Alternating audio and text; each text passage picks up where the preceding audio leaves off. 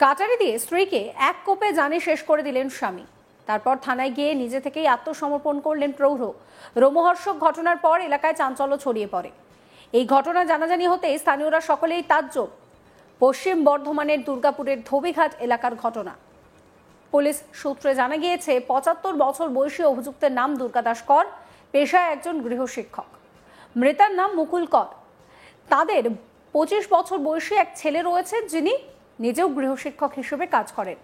প্রাথমিক তদন্তে পুলিশের অনুমান দুর্গাদাস কর কিছুদিন ধরেই স্ত্রী ও ছেলের দ্বারা অবহেলিত বোধ করেছিলেন, যা থেকে তিনি মানসিকভাবে বিপর্যস্ত হয়ে পড়েছিলেন। এই মানসিক চাপ থেকেই সম্ভবত এই চরম পদক্ষেপ নেন তিনি। তবে জানে শেষ করার প্রকৃত কারণ জানতে তদন্ত শুরু করেছে পুলিশ। জানা গিয়েছে যে মুকুল দেবীকে শেষ করতে দুর্গাবাবু সম্ভবত কাটারি বা ছুরি জাতীয় কিছু ব্যবহার করেছিলেন। খবর পেয়ে পুলিশ ঘটনাস্থলে পৌঁছে দেহ উদ্ধার করে দুর্গাপুর মহকুমা হাসপাতালে ময়না তদন্তের জন্য পাঠায়। স্ত্রীকে জানে শেষ করার পর দুর্গাদাস কর নিজেই থানায় গিয়ে অপরাধের কথা স্বীকার করে আত্মসমর্পণ করেন। স্থানীয়রা জানান যে কর পরিবার গত ১২ বছর ধরে এই এলাকায় বসবাস করছে, কিন্তু তারা পাড়ার কারোর সঙ্গে তেমন মেলামেশা করতেন না। সাধারণত তারা নিজেদের কাজ এবং পড়ানোর মধ্যেই ব্যস্ত থাকতেন।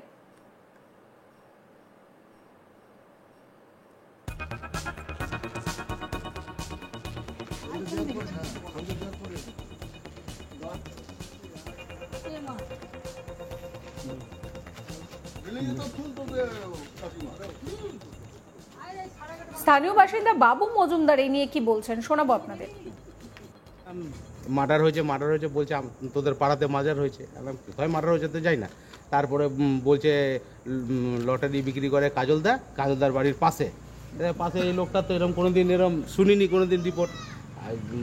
এ তো মানে এমনি তো দেখতাম কোনো ঝুট ঝামেলা কিছু ছিল না। এই এখনই আমি কাছ থেকে আসছি এত শুনছি। তারপরে এত পুলিশ গাড়ি ছিল, আরও নাকি পুলিশ ছিল।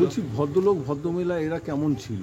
এদেরকে কোনোদিন খারাপ কিছু দেখিনি, ঠিক আছে। এমনি তো দেখতাম কাকিমা সকালবেলায় ফুল টুল তুলতো, ঠিক আছে, এমনি কথাবার্তা বলতো মায়ের সাথে। কি লোকটা অতটা কথা বলতো না, মানে কাকুটা অতটা না। ছেলেটাও পড়াশোনা করে, ও পড়াশোনা পড়ায়, এমনি লোকটাও পড়ায়, কাকুও পড়ায়। কিন্তু ওরম লোকটার সাথে কোনো কাকিমার সাথে যেমন মাঝে সকাল টাকালে আমরা কাজে টাজে বেরোতাম, এমনি দেখা ওটা ফুল টুল তুলতো। কিন্তু এরম শুনে তো এরম অবাক হয়ে। আজ সকালেও দেখতে পেয়েছিলেন? আজকে সকালবেলায় না, আজকে সকালবেলা দেখিনি। আমি তো সকালে যখন দেখি তো দেখি। এসে পরে বলছে তো এরকম মার্ডার হয়ে গেছে, খুন হয়ে গেছে নাকি বলছে। এ তো শুনে তো অবাক, কারণ আমি এরম হয়নি। কার হয়েছে বলে কি জানতে পারলেন? হ্যাঁ, কার হয়েছে? কার ওই কাকিমার। কে মেরেছে বলে জানতে পারলেন? বলছে কাকু মেরেছে নাকি, বলছে থানায় গিয়ে নাকি স্যালেন্ডার করেছে। এই তো শুনছি, এই তো বলছে। আর এক স্থানীয় বাসিন্দা কি বলছেন শোনাবো। কেমন ছিল? মানুষ হিসেবে তো যে মোটামুটি ঠিকই ছিল, কারোর সাথে কোনো ঝুট ঝামেলা নেই, কিছু নেই, কিন্তু কারোর সাথে মেলামেশাও নেই।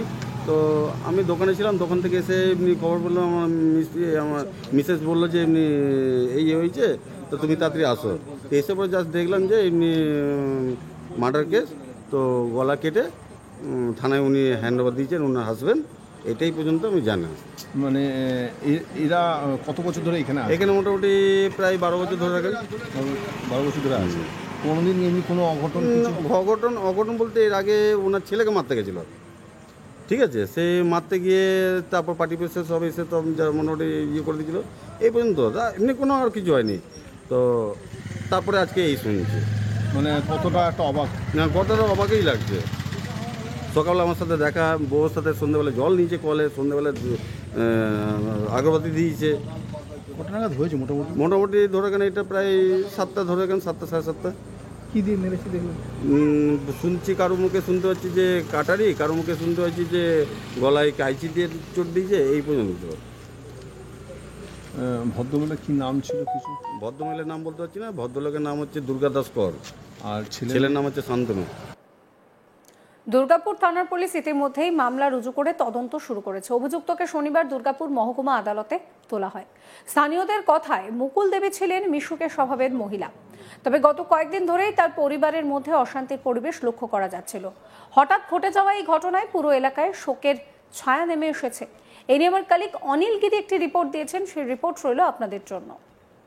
দুর্গাপুরের ধোবিঘাটে একটা চাঞ্চল্যকর ঘটনা সামনে এসেছে, যেখানে এক গৃহশিক্ষক নিজের স্ত্রীকে খুন করে তারপর পৌঁছে যায় দুর্গাপুর থানায়। আর এই ঘটনাকে ঘিরে পুরো এলাকায় এখন চর্চার বিষয় রয়েছে। ঘটনা সম্পর্কে যে জানা গেছে, দুর্গাপুরের ধোবিঘাটে একজন গৃহ শিক্ষক প্রায় 12 বছর থেকে এই এলাকাতে থাকতেন। আর যে অভিযোগ রয়েছে যে এই বাড়িতেই নিজের স্ত্রীকে তিনি খুন করে দেন।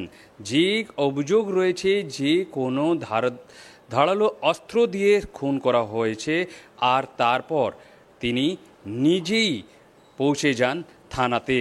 আর তিনি বলেন যে তিনি নিজের স্ত্রীকে খুন করে এসছেন। যখন এই ঘটনা শুনতে পারে পুলিশ, তখন পুলিশও আশ্চর্য খেয়ে যায়। আর প্রথমত এই যে বৃদ্ধা, যে প্রায় 75 বছর বয়স, তিনি পেশায় গৃহ শিক্ষক, প্রথম পুলিশও এটা মানতে রাজি হয়নি।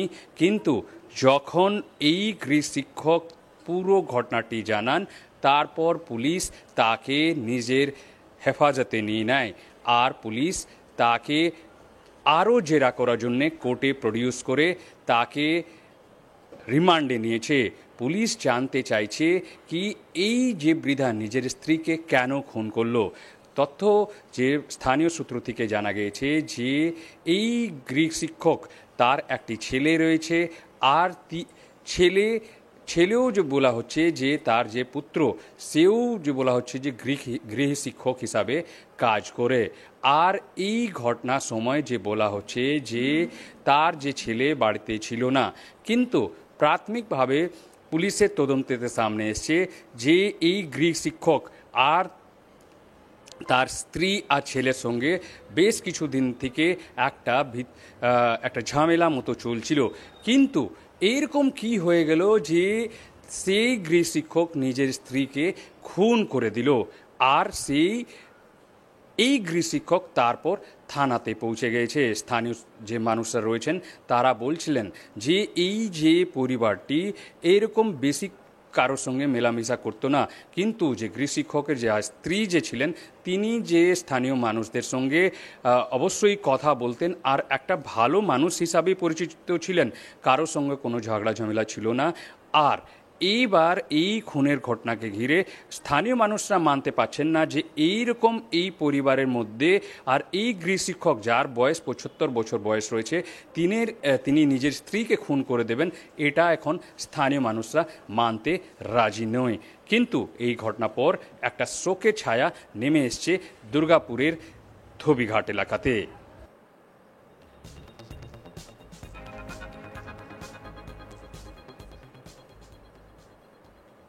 সমস্ত খবরের আপডেটের জন্য আপনাদের নজর থাকুক আজ তাক বাংলায়। চ্যানেলটিকে সাবস্ক্রাইব করবেন, নোটিফিকেশন পেতে বেল আইকনে ক্লিক করবেন, ফলো করতে ভুলবেন না আজ তাক বাংলার হোয়াটসঅ্যাপ চ্যানেলও।